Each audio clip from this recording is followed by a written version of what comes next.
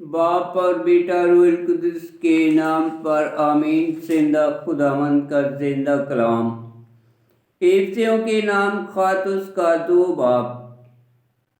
اور تمہیں بھی زندہ کیا جو تم اپنی ان خطاؤں اور گناہوں کے سبب سے مردہ تھے، جن میں تم پہلے اس دنیا کے زمانے کے مطابق ہوا کی عمل درازی کی رئیس یعنی اس روح کے متحد چلتے تھے، جو اب تک ضد کے فرزندوں میں تاثیر کرتی ہے۔ ان میں ہی بھی سب کے سب پہلے اپنی جسمانی شہوتوں میں زندگی گزارتے اور جسم و نفس کی خواہشیں پوری کرتے تھے، اور دوسروں کی مانند طبیعت سے غضب کے فرزند تھے۔ مگر خدا نے جو رحم میں دولت مند ہے، اپنی نہایت بڑی محبت سے جس سے اس نے ہمیں پیار کیا ہے، ہمیں جو گناہوں کے سبب سے مردہ تھے، مسیح میں اس کے ساتھ زندہ کیا، جس کے فضل سے تمہیں نجات ملی ہے، اور اس نے ہمیں اس کے ساتھ اٹھایا اور مسیح یسوع میں آسمان پر اس کے ساتھ بٹھایا، تاکہ وہ اپنی اس مہربانی سے جو مسیح یسوع میں ہم پر ہے، آنے والے زمانوں میں اپنے فضل کی بے حد دولت کو دکھائے۔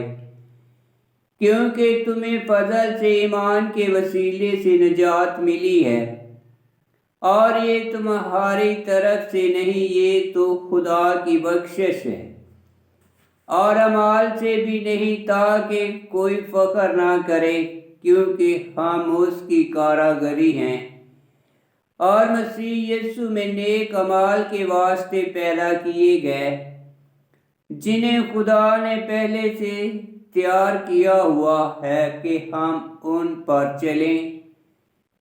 اس واسطے یاد کرو کہ تم پیشتر جسم کی روح سے غیر قوم تھے، اور کہ جو لوگ جسم میں ہاتھ سے کیے ہوئے ختنے سے نام مختون کہلاتے تھے، تمہیں غیر مختون کہتے تھے، اور کہ تم اس وقت مسیح سے محروم تھے، اور اسرائیل کے استحقاقات سے خارج ہوئے، اور وعدے کے عہدے سے ناواقف، اور اس دنیا میں نا امید اور بلائے خدا تھے۔ مگر اب مسیح یسوع میں ہو کر تم جو پہلے دور تھے، مسیح کے خون کے سبب سے نزدیک ہو گئے ہو، کیونکہ وہی ہماری صلح ہے، جس نے دونوں کو ایک کر دیا ہے، اور عداوت کی درمیانی دیوار کو ڈھا دیا ہے۔ اس نے احکام کی شریعت جو ضوابط پر مشتمل تھی، اپنے جسم کے وسیلے سے موقوف کر دی، تاکہ صلح کرا کر اپنے آپ میں دونوں سے ایک نیا انسان خلق کر دے، اس مقصد سے کہ صلیب کے وسیلے سے عداوت کو مٹا دے، اور ایک ہی بدن میں دونوں کو خدا سے ملا دے۔ اور اس نے آ کر تمہیں جو دور تھے اور انہیں جو نزدیک تھے، دونوں کو صلح کی خوشخبری دی، کیونکہ اسی کے وسیلے سے ہم دونوں ایک ہی روح میں باپ کی قربت حاصل کرتے ہیں۔ پس اب تم پردیسی اور مسافر نہیں، بلکہ مقدسوں کے ہم وطن اور خدا کے گھرانے کے ہو، اور رسولوں اور نبیوں کی اس بنیاد پر تعمیر کیے گئے ہو، جس کے کونے کے سرے کا پتھر خود مسیح یسوع ہے۔